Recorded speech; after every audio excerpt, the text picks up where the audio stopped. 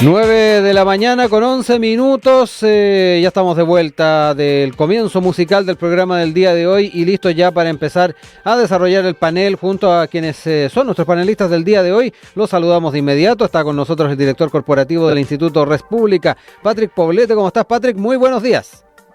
Hola Rodrigo, muy buenos días también a Claudio y todas las personas que nos acompañan. Aquí medio ahumado todavía, parece que tengo un verano muy ahumado. Sí, depende cómo sople el viento en todo caso, Patrick. De repente en la noche como que se disipa, pero después vuelve en algún momento del día el tema del humo. Vamos a saludar también a Claudio Coloma, investigador de la Fundación Chile 21, que también se suma a nuestro panel del día de hoy. Claudio, también bienvenido, gracias por estar acá.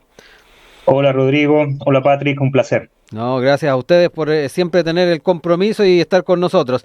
Bueno, como es tradicional, entramos también con nuestro tema del día para poder motivar a quienes nos escuchen y nos siguen y hablar un poquito de algo que sin duda viene a no solamente abrir posibilidades para muchas familias, sino que además establece con más fuerza lo que tiene que ver con la figura de este derecho, la figura del teletrabajo, que es el proyecto que amplía el derecho a esta opción laboral en la línea de buscar la conciliación entre la vida laboral, personal y familiar, y particularmente enfocado en casos puntuales, en lo que tiene que ver con trabajadores que tienen personas a su cuidado. Frente a ellos, bien importante ver cómo también lo observan en torno a las posibilidades de poder alivianar un poco la carga a chilenas y chilenos que están en esta situación. Patrick, te dejo la palabra para poder comentar este tema.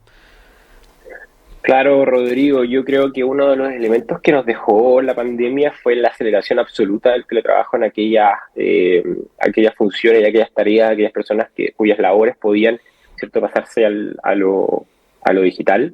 Luego, obviamente, la pandemia hubo una otra ola, ¿cierto?, de volver a las labores presenciales, pero ese mix quedó.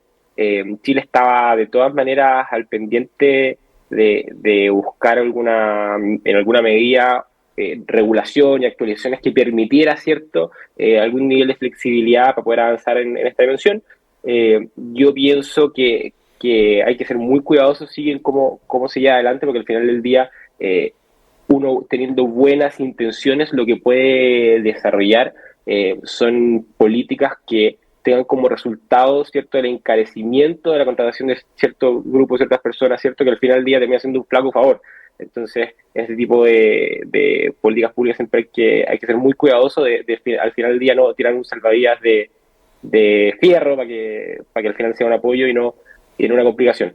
Pero como premisa, todo aquello que busque flexibilizar, ¿cierto?, la posibilidad de que las personas convivan y puedan mezclar, ¿cierto?, el trabajo presencial con el trabajo online a distancia, y todo lo que permita puntos intermedios de jornadas mixtas, no sé qué, siempre viene a ser un elemento de dinamismo y mayor alternativas para las personas. Así que eso como premisa habría que ver cómo se instala esta ley y ver, como te menciono, estas externalidades o estos elementos en los que podría terminar perjudicando quizás a las personas que busca apoyar. Así que siempre hay que estar viendo y revisando cuidadosamente esas externalidades. Sí. Claudio, en tu caso también, ¿cómo observas las posibilidades que se abren con este proyecto de ley que obviamente es una buena alternativa, una buena herramienta para esas personas que efectivamente tienen a su cuidado niños, tienen a su cuidado personas con discapacidad? ¿Cómo lo ves tú? Sí, en primer lugar, de acuerdo con los principios generales que plantea Patrick, lo que tenemos que hacer alcance es este proyecto de ley que se aprueba no considera a las funcionarias, principalmente a las trabajadoras del Estado. Exacto. Solamente al sector privado. Entonces, auditores, por ejemplo, de la Universidad de Santiago de Chile, este proyecto no les afecta. Esto solamente rige al sector privado. Y en ese sentido es una ley que tiene éxitos, que es positiva, pero que tiene un alcance limitado. El sector público tiene un campo laboral femenino en expansión bien importante. Las necesidades que tienen estas personas de cuidados especiales o madres o incluso padres que tienen que cuidar a sus hijos, no cambian en relación a las personas que trabajan en el mundo privado. Entonces, sí, es una buena noticia esta aprobación, pero es una noticia incompleta. Es un hito que está a mitad de camino. Deja espacio para innovar un poco más, entonces. Sí, de hecho, hubo voces, digamos, y hubo intentos por parte de las mujeres del sector público hasta el último momento para que esta discusión se instalara y se pudiera englobar, se pudiera incorporar, pero finalmente eso no fue posible. Ahora, pasando al tema central de lo que significa, en muy breve, sí. Teóricamente diríamos que la pandemia generó una dislocación, un trastorno de las prácticas, en este caso de las prácticas laborales. Nos hizo darnos cuenta que es posible trabajar, ya no solamente desde la oficina, sino que también desde múltiples lugares posibilitados por la interconexión digital. Lo que vemos en esta ley es el producto de esa rearticulación de prácticas. Estamos comenzando a vivir nuevas prácticas laborales, y eso es positivo. Bueno, ahí teníamos la visión, la opinión de nuestros panelistas. También queremos saber qué opinan ustedes, quienes nos escriben habitualmente en redes sociales y nuestro WhatsApp. Vamos con los temas propuestos para el día de hoy. Lo estuvimos abordando en nuestro tema del día, sin ir más lejos, ayer. Lo que tiene que ver con este ranking de The Economist y la posición de nuestro país en relación también a lo que son sus pares de la OCDE. Revisando el número, Chile está dentro de los que, según esta publicación, están bendecidos por los dioses. Dentro de aquello está Grecia en el primer lugar, Sur Corea, Corea del Sur en el segundo, Estados Unidos tercero, Israel le sigue en el cuarto, Luxemburgo quinto, Canadá sexto y Chile en el séptimo lugar. Por sobre otras economías de la región, sobre México, por ejemplo, por citar una, Colombia que está en el lugar 22, México particularmente está en el lugar 18, y es un tema que es bien importante verlo también desde la perspectiva más amplia, más global. Ya tuvimos ahí la oportunidad de verlo en el cotidiano, a algunos no les hacía tal vez mucho sentido respecto a su día a día, pero es importante verlo también en un contexto amplio. Quiero empezar a entrar en estas temáticas, este top 10 de las economías donde Chile está en el lugar número 7. Por ejemplo, el semanario inglés destacó a Chile como ejemplo de estabilidad y rendimiento económico, también la capacidad para mantener la inflación bajo control, mercado laboral estable y además un crecimiento del PIB notable. Parte de los argumentos que dio The Economist a la hora de establecer este lugar para nuestro país. Patrick, parto contigo, poder analizar también estos números y particularmente cómo queda no solamente la imagen de Chile, sino que además dentro de lo que es la OCDE, y muy importante también verlo desde la perspectiva regional. Sí, Rodrigo, mira, por cierto que siempre es positivo que en el plano internacional se reconozca la solidez institucional, la trayectoria, la proyección de Chile hacia el mundo como una economía y un país estable, instituciones fuertes. Eso no es menester, no es gratuito. Hay otros países del mundo que no tienen esa imagen y esa proyección, y eso es consecuencia de décadas de posicionamiento de Chile en el mundo, de un comportamiento internacional, de un comportamiento con el tema de los pagos, un comportamiento, cierto, una proyección institucional de Chile, y particularmente si uno mira los elementos de este ranking, son elementos que si uno quisiera de alguna forma estructurar, o sea, pondera algunas cosas. Solo en una de las 5 variables que pondera estamos en el top 10, las otras 4 estamos más hacia la mitad de la tabla.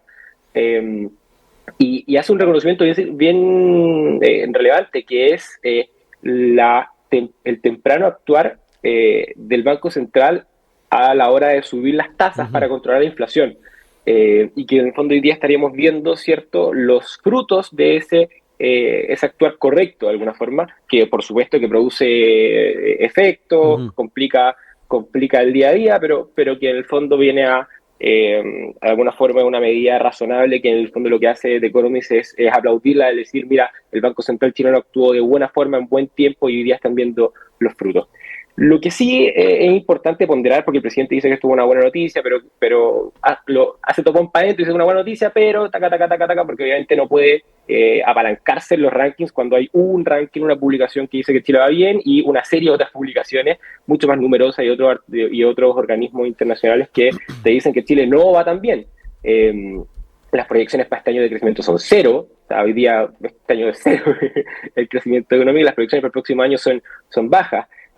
Al mismo tiempo, se prevé que el crecimiento promedio de este gobierno sea 1,7 anual, que es el menor, ¿cierto?, desde la vuelta a la democracia. Entonces, efectivamente, a los chilenos, sin mirar este titular, no les parece tan razonable con la situación en el empleo, la situación económica, con los que emprenden, con los que venden por medios digitales, con la disponibilidad del trabajo formal, con la con el paso, ¿cierto?, de las únicas ofertas laborales o posibilidades a más el mundo informal. Entonces, efectivamente, el chileno no hace tanto sentido, y lo que uno ve entonces es que una golondrina no hace verano, y menos cuando está perdida más o menos a la mitad del otoño.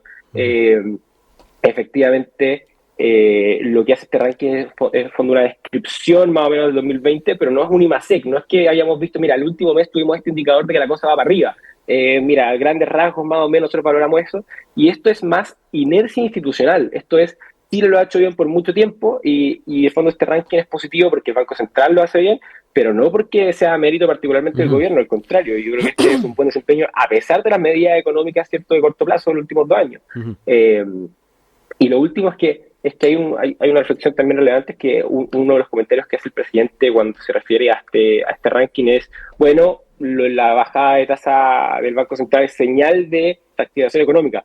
Y un poco es todo lo contrario. O sea, dado que baja la inflación, el Banco Central se puede permitir bajar la tasa.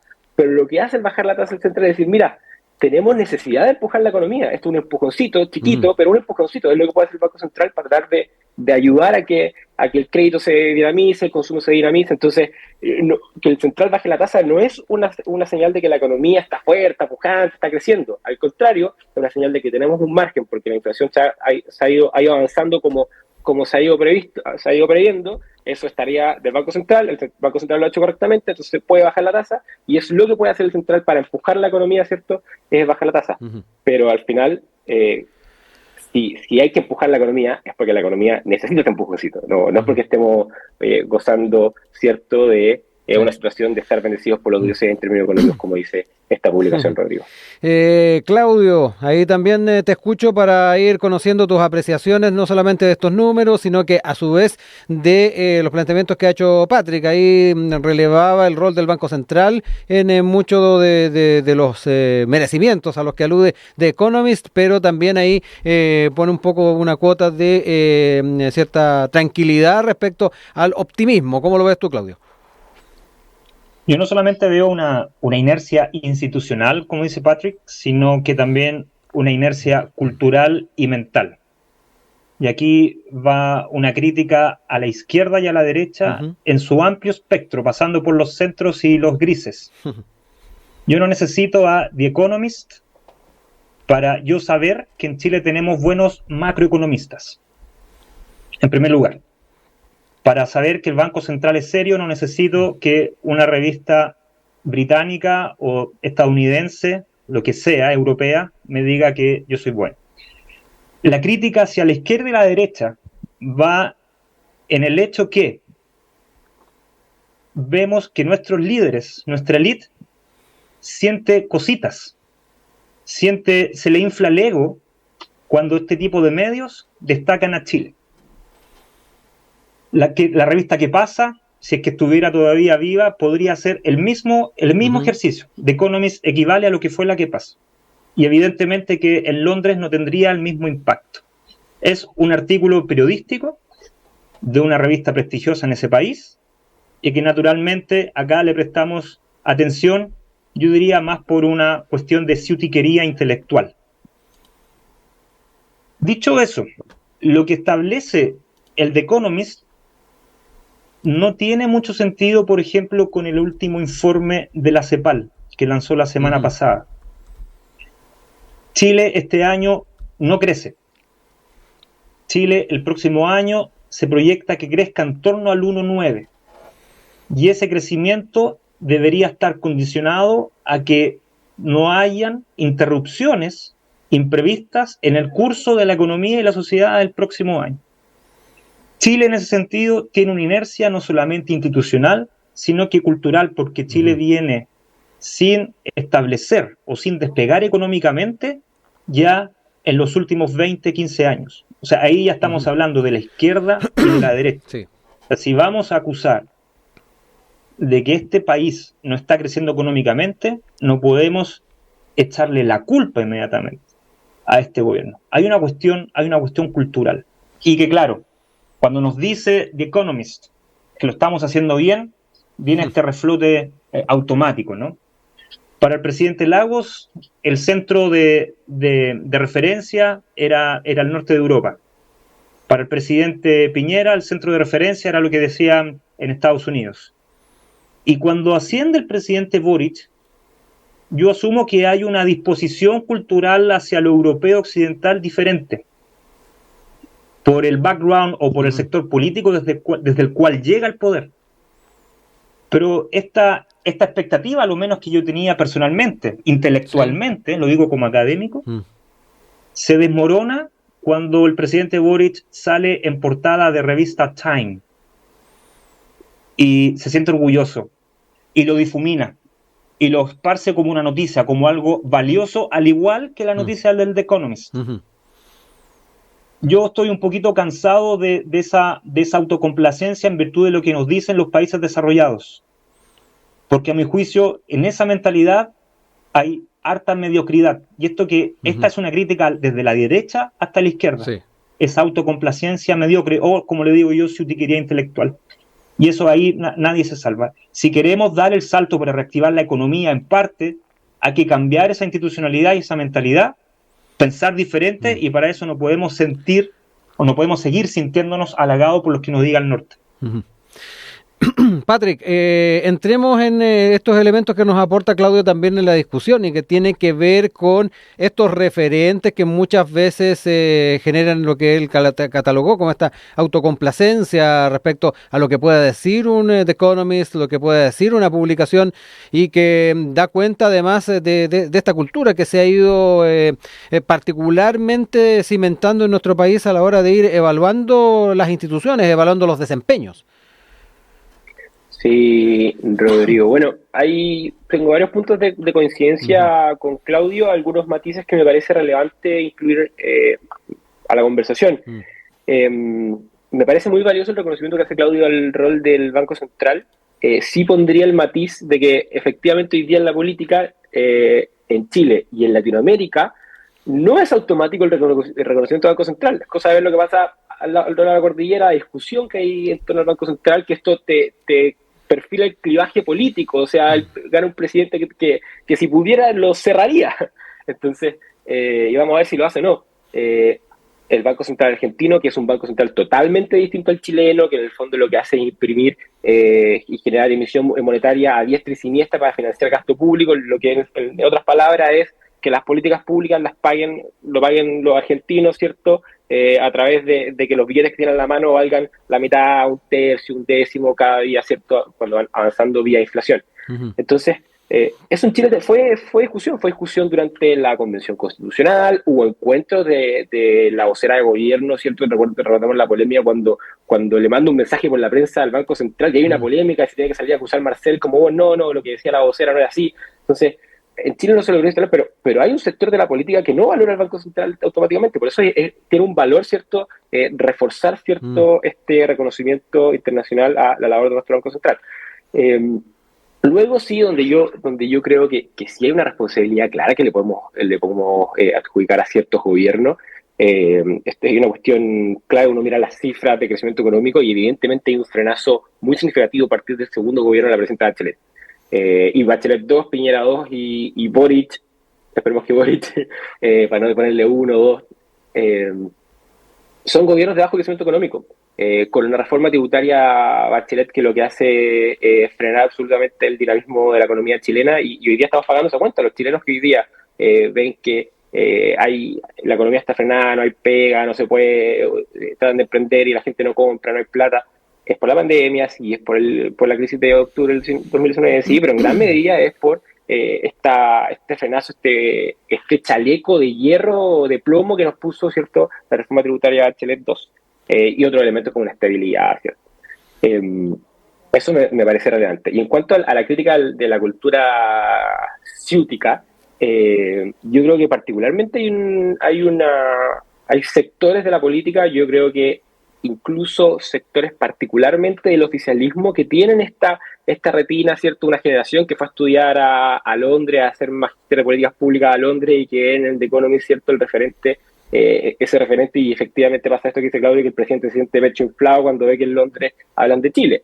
Sí hay que reconocer que lo que sucede respecto a Chile, al margen de este gobierno, sino que a nivel institucional, en otros países es muy relevante, porque lo que debe hacer Chile es tratar de traer la mayor inversión de empresas, ¿cierto?, que vengan a fundirse con la sociedad, a generar empleo, ¿cierto? Y en eso la inversión extranjera es muy relevante. Entonces, lo que se diga en Londres, por ejemplo, sobre el cobre chileno, recordemos, el Chile de allá, ¿cierto? Está todo el mundo, todo el rollo de los commodities, ¿cierto? Como lo es el cobre del mercado de los minerales, ¿cierto? Se ve en Londres. Lo que pasa en Estados Unidos, hasta hace poco Estados Unidos fue el mayor socio comercial y el mayor inversor en Chile, y hoy día lo es China. Entonces, lo que pasa en China, en Londres y en Estados Unidos es relevante, porque eso es lo que van a ver los inversionistas, ¿cierto? Que podrían, y las empresas que podrían venir a invertir en Chile. En esa dimensión es relevante, pero reconozco de todas maneras este punto que pone Claudio en cuanto a que hay un sector de la política como que se emociona, ¿cierto? Y al final del día llega exaltado a la casa porque los mencionaron en la prensa internacional, cuando el efecto de eso depende si es que efectivamente es un bien para el país o algo más acotado y que apunta al ego. Yo creo que eso es algo presente hoy en la moneda. Claudio, hay hartas cosas también para ir comentando y para ir cerrando también este tema, porque ahí Patrick también habló de Argentina. Vamos a hablar un poquito de Argentina a la vuelta de la música, pero para cerrar también lo que tiene que ver con esto del The Economist. Sí, entiendo el punto de Patrick sobre no es normal o no es común que en América Latina, o los países que entendemos que es América Latina, el Banco Central sea destacado o no. Ahora, al igual que los argentinos no necesitan que desde otras partes del mundo les digan que son buenos para la pelota, a mí como chileno no me tienen que decir desde afuera que tenemos buenos macroeconomistas. Ese era el punto que quería establecer. Es decir, que en Argentina, que en Bolivia no sea de sentido común que valoren el Banco Mundial, el Banco Central, es una cosa. Pero que de afuera vengan a valorar el Banco Central chileno, a mí como chileno, no me debería generar mayor excitación. Ese era el punto. Lo segundo es, sí, estoy de acuerdo con que este es un país que viene sin crecer, sin despuntar en su crecimiento en los últimos 20 años. Ahí Patrick, en el fondo, me da el punto inicial, ¿no? Yo hablo de los últimos 20 años. Ahora, llevar ese fenómeno a la explicación de la reforma tributaria de Bachelet y desde ahí satanizar o establecer ciertos prejuicios en torno a impuestos y falta de crecimiento, me parece que es un abuso argumental, un abuso argumentativo. El Estado necesita, para financiar servicios públicos, de recursos.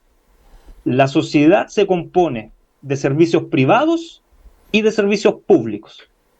Y en aquellos aspectos, esferas de la sociedad, donde lo privado no logre satisfacer las necesidades o demandas de los individuos que conforman la sociedad, tiene que estar ahí lo público. Y aquí la derecha tiene un gran error de cálculo, debido a su centralismo, me parece una mentalidad muy santiaguina. Cuando se diseñan, por ejemplo, los colegios y el sistema de salud privado durante la constitución de Pinochet o de los Chicago Boys, hay mercado para la salud y para los colegios privados en la vasta región metropolitana de Santiago. Es decir, si no hay salud pública que satisfazca mi necesidad, voy a la clínica Las Condes, voy a la clínica Dávila, voy a cualquier otra clínica y me atiendo y lo pago. El mercado de la salud funciona muy bien en el micromundo región metropolitana, y ni siquiera región metropolitana, conurbación Santiago. Y no solamente Santiago, en algunas comunas de Santiago, donde hay mercado. Pero la lógica del libre mercado en torno a la educación y en torno a la salud no funciona en Coyhaique, no funciona en La Serena. En La Serena y Coquimbo, el referente de salud por esencia es el hospital de Coquimbo y el hospital de La Serena. No hay servicios médicos privados que puedan tener el mismo estándar de servicio como la Clínica Las Condes o la Clínica Alemana. Por tanto, ahí estamos hablando de que es necesario financiar el servicio público donde lo privado no es capaz o no le interesa llegar porque no hay capacidad de generar lucro para el sector privado. Por eso una reforma tributaria es esencial. Por eso las reformas tributarias son importantes. Ahora, reforma tributaria no quiere decir únicamente chaleco de bala o chaleco de fuerza, como dice Patrick, en la medida de que tienen que haber contrapesos a esa reforma tributaria. Es decir, los empresarios, tanto para gobiernos de izquierda como de derecha, son agentes del desarrollo. Y no podemos seguir con esta lógica rentista y financiera de nuestra élite empresarial. Eso hay que cambiarlo desde ahora. Y para eso tenemos que discutir en base a otra dimensión, no reforma tributaria. Reforma tributaria y crecimiento económico es reducir la discusión del país en torno a lo poco y mediocre que somos hoy. 9 de la mañana con 43 minutos. Seguimos con ustedes con nuestro panel, además de Enlace USACH. Les recordamos que hoy nos acompañan Claudio Coloma, investigador de la Fundación Chile 21, y Patrick Poblete, director corporativo del Instituto Res Pública. Nos vamos a Argentina. De una u otra forma también salió a la palestra en el tema anterior, pero ahora nos queremos quedar concretamente con lo que ha estado ocurriendo en los últimos días. Uno de los elementos, sin duda, ha sido la reacción ciudadana en muchos aspectos, con ruidos, cacerolas, protestas, particularmente durante la jornada del día de ayer, que además desde la perspectiva histórica argentina tiene mucho sentido a propósito de lo que fueron las manifestaciones del año 2001, pero además esto tuvo un incremento a propósito de las medidas que dio a conocer el día de ayer el presidente Javier Milei. Derogó 300 normas para, dice, reconstruir la economía y que Argentina sea potencia mundial. Entre ellas hay distintos ámbitos: derogación de la ley de alquileres, derogación de la ley de abastecimientos, de la ley de góndolas, una gran cantidad de normas entonces que fueron derogadas en el marco entonces de este paquete o estos paquetes de medidas que está estableciendo para enfrentar la crisis.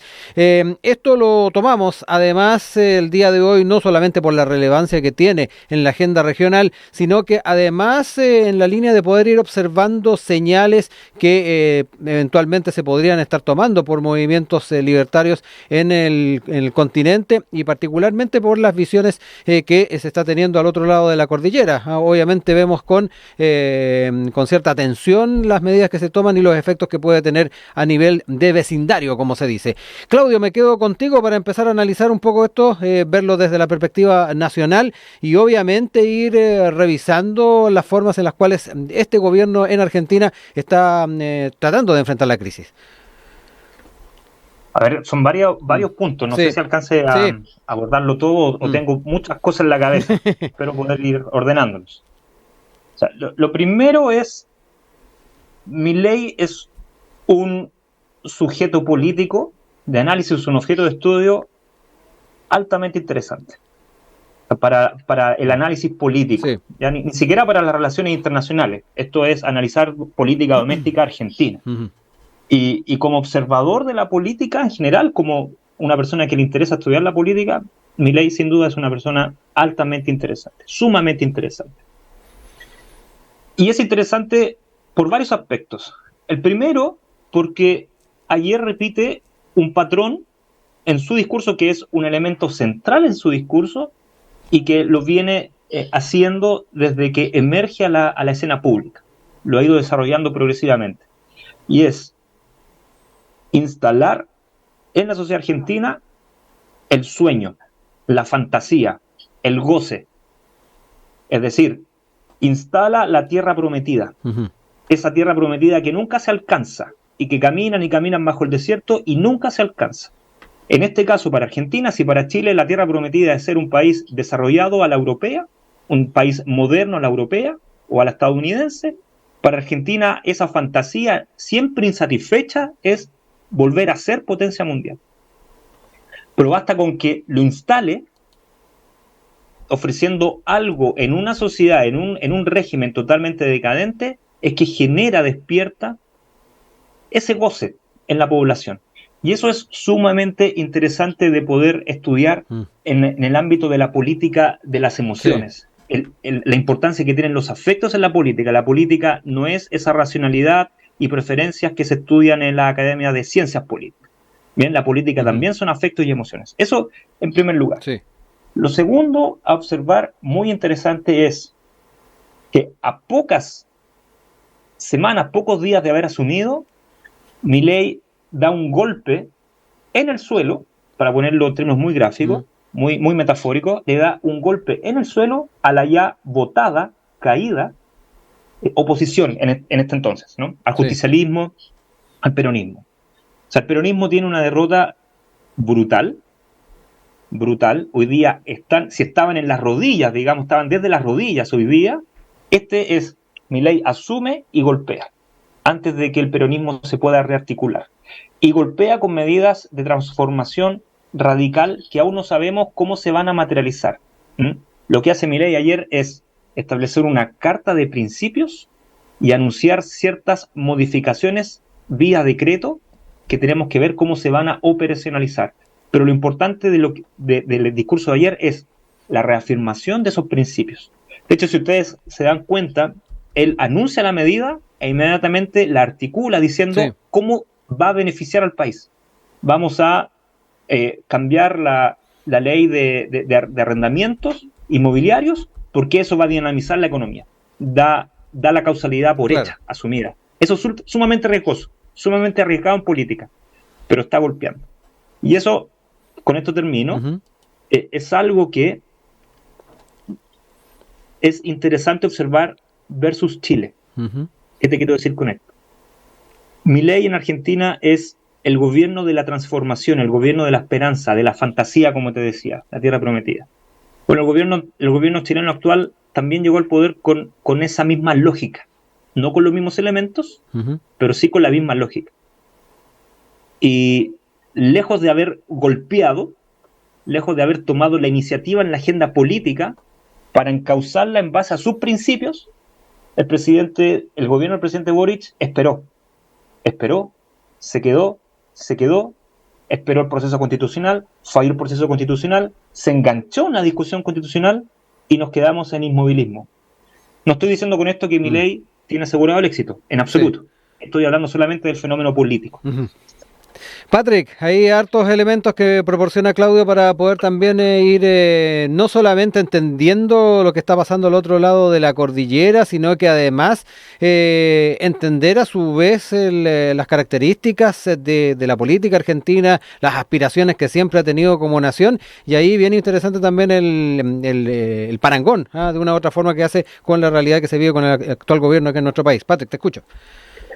Sí, Rodrigo, varios puntos brevemente, solo antes de eso hacerme cargo de algo que quedó dando vueltas del blog anterior, que en el fondo Claudio comenta como que yo cedo el punto, esta lógica de que el frenazo en Chile es de los últimos 20 años. Yo pongo la línea en el segundo gobierno de la presidenta Bachelet. Y yo creo que no tenemos el tiempo para debatirlo ahora, podemos debatirlo en otro momento, pero yo creo que el frenazo económico y hoy día el malestar económico que tenemos es evidentemente consecuencia del manejo de este gobierno, de la pandemia que vivimos y estructuralmente de la mala reforma tributaria que se aprobó y se implementó en Chile durante el segundo gobierno de la presidenta Bachelet. Eso va para que no quede en el fondo sin responder. Respecto a Milei, yo creo que hay dos puntos que son claves. Primero, estoy de acuerdo con Claudio cuando cuenta que lo que hace Milei era chutear el tablero y gana con esa propuesta política. Milei no gana con mira, vamos a ajustar dos o tres cosas, vamos a tener un proyecto reformista, vamos a transformar la realidad de la institucionalidad argentina, vamos a cerrar, o sea, es cosa recordar el video de Milei en la pizarra sacando imanes del ministerio fuera, asumió y el otro día, pum, cerró o fusionó una serie de ministerios.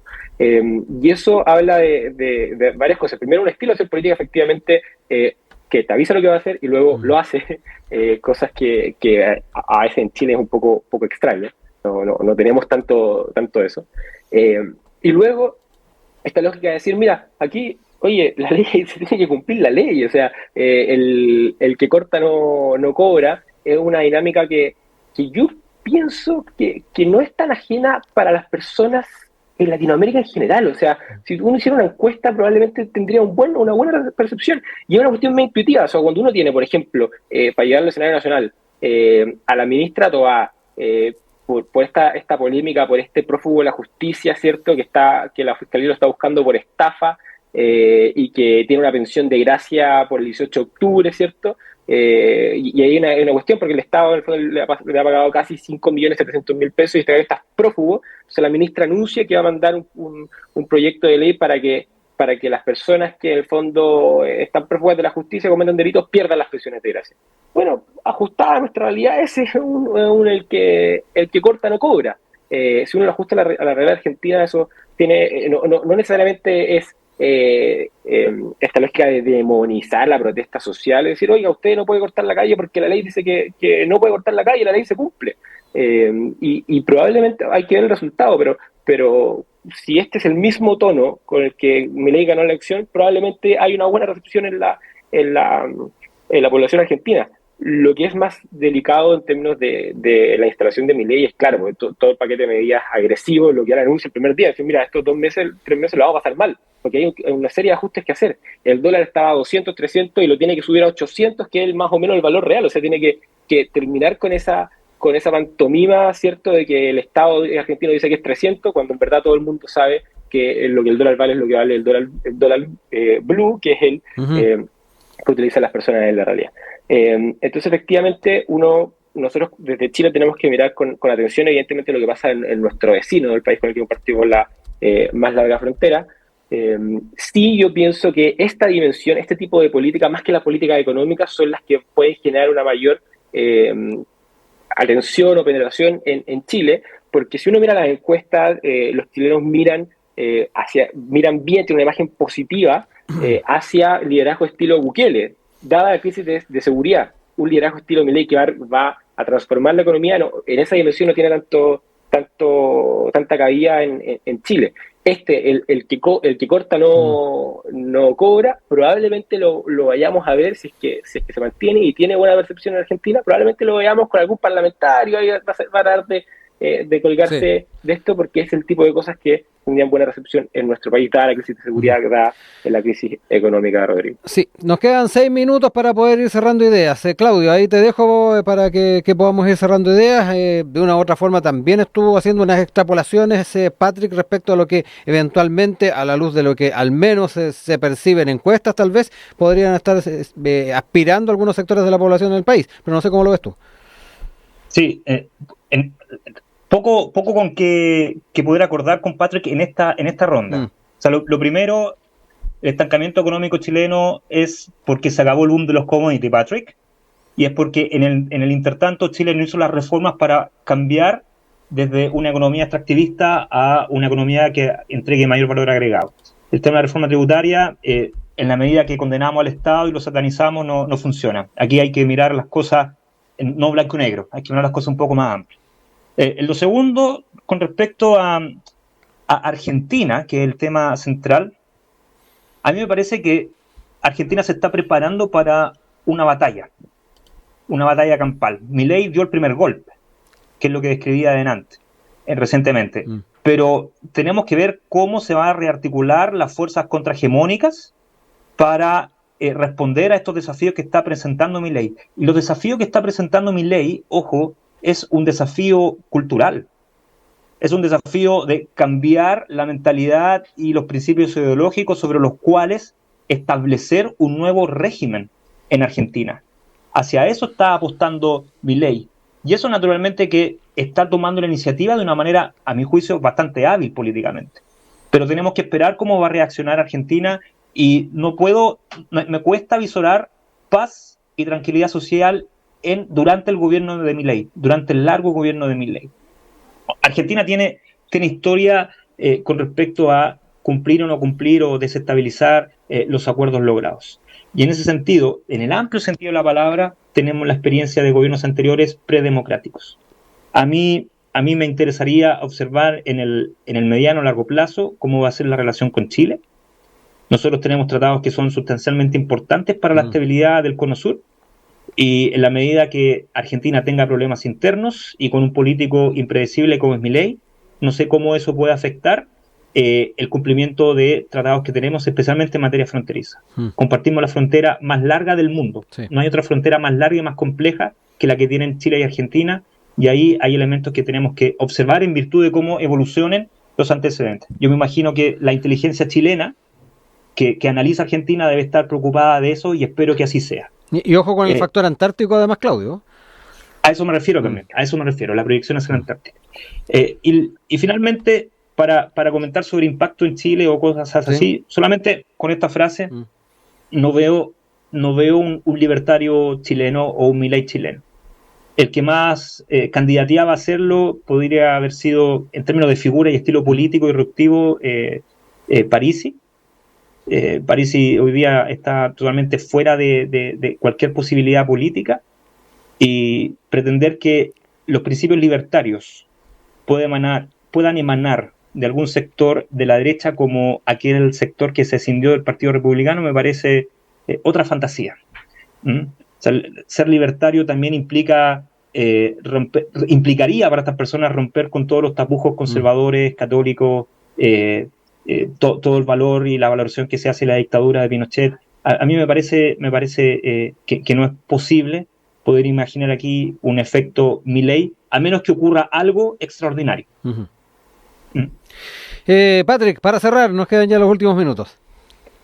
Sí, Rodrigo, no, yo estoy de acuerdo con que la lógica Milei es difícil que sea en Chile, porque el escenario también es distinto. O sea, para traerlo del Banco Central, alguien que cree en el Banco Central independiente, autónomo, cierto, técnico, en Chile es status quo, y en Argentina revolucionario, muy distinto, un cambio en el tablero. Entonces, efectivamente, los escenarios son diferentes. Yo creo que de las figuras histriónicas del vecindario, alguien más, como ya lo decía, perfil Bukele, es mucho más probable, o es más probable que emerja alguien estilo Milei, para poder ponderar bien esa figura. Y solo con esta línea que hemos seguido teniendo con Claudio durante el programa del frenazo económico de Chile, yo pienso que es evidente que lo que suceda con los commodities y con el cobre y con el mineral es muy relevante en un país como Chile.